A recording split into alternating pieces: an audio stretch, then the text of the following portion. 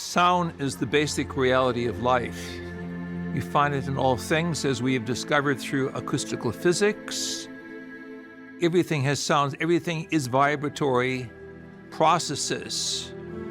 In terms of our human experience, we deal with a soundscape from 20 to 20,000 hertz. We are continually absorbing and transmitting sound energy, which is a clue to understanding the refinements of how that inner universe within us connects with the greater universe of the stars around us.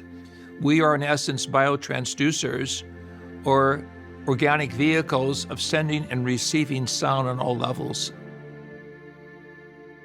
Essentially, sound is the definition of holistic life patterns that compose the process of evolution.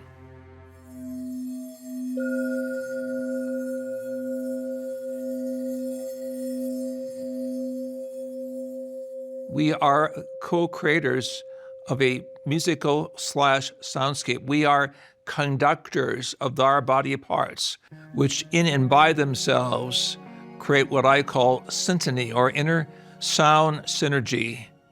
The music of DNA, the higher vibratory patterns, allows us telepathically to feel another person's mind by the sensitivity of sound waves that are, in essence, inaudible to our normal ear, but certainly presentable and understandable in terms of the inner workings of our psyche.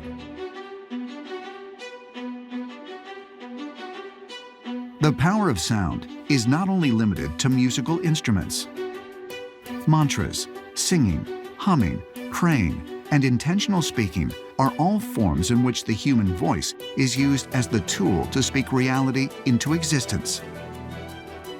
Some experts suggest that what you put out is what you create and attract, with the potential to shift the consciousness and reality that surrounds us.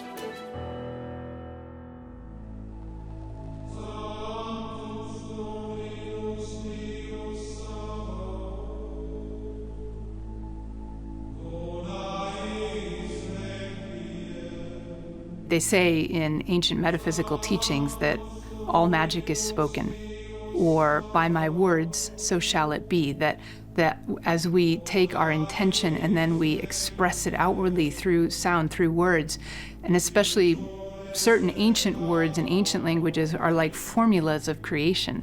So you bring certain letters and power names and so forth together, and you're communicating to the universe what you want to manifest.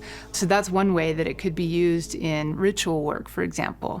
Another way is through chants and mantras and toning. And as we tone, not only are you expressing it outwardly, but there's the internal vibration as well that is creating a more parasympathetic system. It's stimulating the vagus nerve. It's creating this vibration inside. It alters you. Toning is a very powerful way to shift consciousness and also bring in energy. So when I'm toning, for example, like for 15 minutes with certain divine names or words of power, that could give me the same effect, like an hour-long meditation in silence.